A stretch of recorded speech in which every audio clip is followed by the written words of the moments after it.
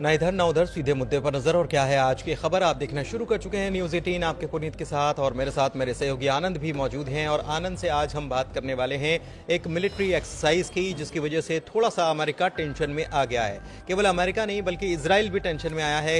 ये क्या military exercise है, कौन कौन इसमें शामिल हो रहा है, और अमेरिका और इजराइल के लिए चिंता की बात क्यों है? आनंद।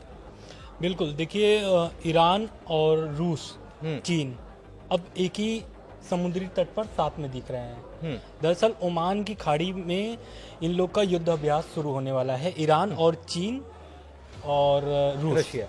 तो ये तीनों के युद्ध अभ्यास से अमेरिका, इजराइल, यूक्रेन सभी जगहों पर हड़कंप मचा हुआ है। दरअसल अमेरिका के जो राष्ट्रपति हैं डोनाल्ड ट्रंप ने एक पत्र लिखा था ईरान के supreme leader Ayatollah Ali Khamenei को, और उस पत्र में लिखा था कि परमाणु चर्चा करना चाहते हैं, परमाणु प्रस्ताव पर वो चर्चा करना चाहते हैं ईरान से।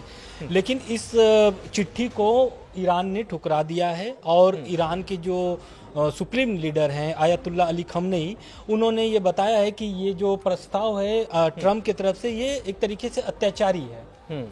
दरअसल ये जो युद्ध अभ्यास है ये इस वक्त हो रहा है जिस वक्त लगातार धमकी दी जा रही है ईरान को अमेरिका से और रूस, इजराइल से भी, कि कभी भी वो परमाणु उनके प्लांट पर हमला हो सकता है। इजराइल तो कह रहा है कि हमने टारगेट बना के रखा टारगेट बना करके रखे हैं, ट्रंप बिल्कुल की इजाजत मिलने की जरूरत है। बिल्कुल, लेकिन अब देखिए रूस जो चाल चला है यहाँ से, इससे ट्रंप की जो परेशानी है वो बढ़ गई है। दरअसल अभी तो जेलेंस्की को मनाने में लगे हुए थे, अब जेलेंस्की मान गए हैं।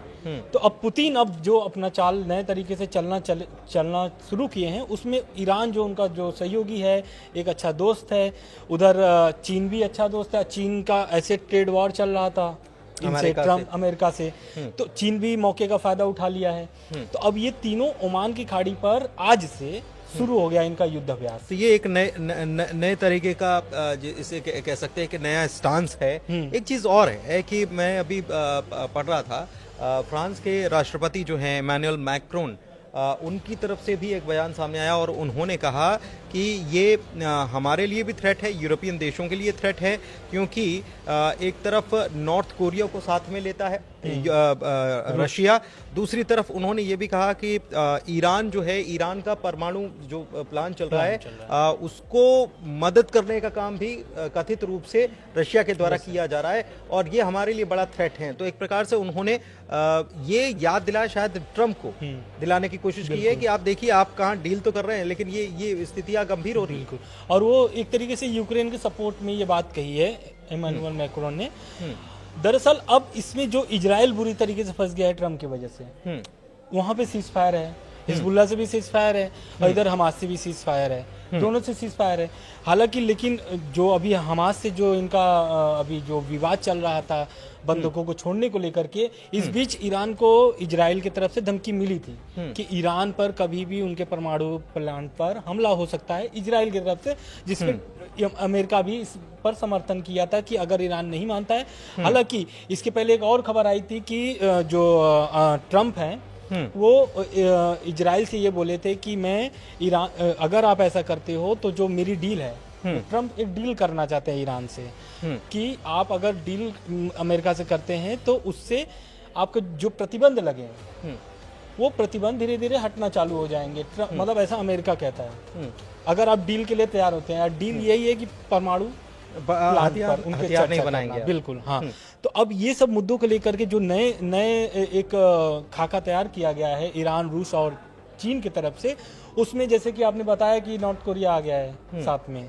लेकिन मैं ये समझना चाह रहा हूँ कि ये इतनी टेंशन क्यों है, क्योंकि पिछले साल भी इन्होंने यही एक वॉर एक्सरसाइज की थी, 2023 में भी वॉर एक्सरसाइज की थी, लेकिन इस बार ये टेंशन ज्यादा बन रही है इस कारण से, क्योंकि लगातार धमकी मिल रही है ईरान को, इजराइल से भी और ट्रंप से भी। ट्रंप की तरफ से तो एकदम दबाव बना हुआ है कि भाई कैसे करके भी डील के लिए आप तैयार हो जाइए।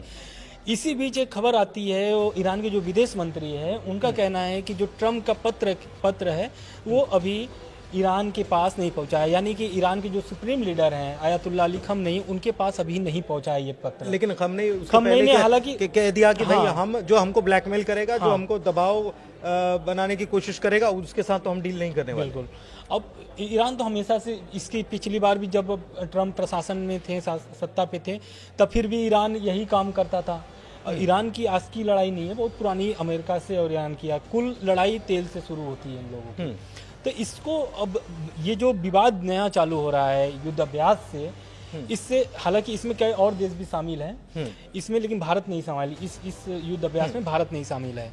तो इस करीब 8 देश हैं जो युद्ध अभ्यास करेंगे। मेरे ख्याल से श्रीलंका भी इसमें है, पाकिस्तान भी इसमें है, और भी कई देश है, साउथ अफ्रीका भी इसमें शामिल हो रहा है, और अजरबैजान भी है, अजरबैजान भी है, यूएई भी इसमें शामिल हो रहा है, क्योंकि इन सबकी तो बॉर्डर्स खैर वहां पर लगती है। रशिया तो है, चाइना है, लेकिन ये तो केवल दर्शक के तौर पर, सहयोगी के तौर पर खड़े रहेंगे, लेकिन बाकी तीनों देश जो है उनकी सेना यहाँ पर युद्धाभ्यास करने वाली है। लेकिन अब इस जो युद्ध अभ्यास है, इससे इजराइल और अमेरिका आगे चल के क्या फैसला लेता है, क्योंकि लगभग रूस को साध चुके हैं ट्रम्प, पुतिन को लगभग साध चुके हैं, और उनके ऊपर जो प्रतिबंध लगे हुए हैं, रूस पर जो लगे हुए हैं, उसको भी हटाने का प्रयास धीरे धीरे अमेरिका कर रहा है। आप कह रहे थे, लेकिन एक खबर और आई बीच में कि ट्रम्प ने फाइल मंगवा ली है, लेकिन उसके बाद ट्रम्प ने ऐसा अभी हम कुछ नहीं करने जा रहे हैं, ये उन्होंने ट्रम्प ने कहा है। हालांकि उनका मूल्यांकन करेंगे पहले कि जिस पर प्रतिबंध जो बाइडेन ने लगाया है रूस पर, तो उसका मूल्यांकन करेंगे ट्रम्प, और वो देखेंगे कि वो अमेरिका के हित में है या नहीं है, क्योंकि उनका पूरा जो रणनीति बनता है वो अमेरिका के हित में और उनके हित में होता है, ऐसा बोलते हैं।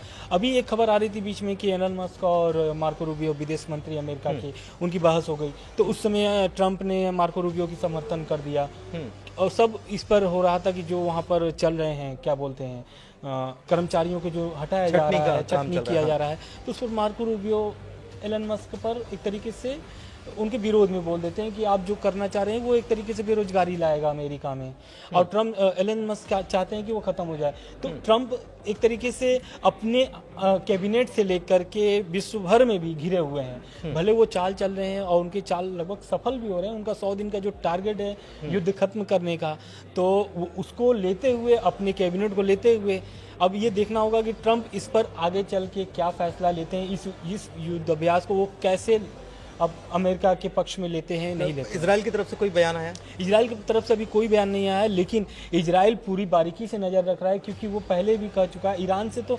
ईरान पे तो हमला करने की, कार्रवाई करने की भी बात कर दी थी। इंतजार कर रहे थे ट्रम्प की तरफ से बस हरी झंडी मिल जाए तो हम हमला कर दे। हरी झंडी नहीं मिल जाए, हथियार भी चाहिए, हथियार, लंबी दूरी तक हमला करने के लिए हथियार भी चाहिए, और ट्रम्प से ही उम्मीद है। हालांकि अब देखना होगा कि अमेरिका की तरफ से क्योंकि उन्होंने एक चीज और है, मैं यहाँ पर ये बता दूं आपको कि ट्रम्प से पूछा गया था प्रेस कॉन्फ्रेंस में कि भाई ये युद्धाभ्यास कर रहे हैं, आपका क्या कहना है, तो ट्रम्प ने ये कहा कि भाई हम बहुत ताकतवर हैं, उनसे बहुत ताकतवर है। तो ये बयान देना एक अलग चीज है, और जमीन पर स्थितियां अगर कई सारे लोग मिलकर एक हो जाते हैं तो स्थितियां अलग हो जाती है, क्योंकि हमने बचपन से पढ़ा है कि कई सारी लकड़ियों को अगर मिला दो और उसके बाद तोड़ने की कोशिश करो तो वो टूटती नहीं है। बहरहाल ये अब देखना होगा कि ये जो युद्ध अभ्यास हो रहा है, इसका परिणाम या इसका असर किस किस पर कैसा कैसा होता है, क्या प्रतिक्रिया निकलकर सामने आती है।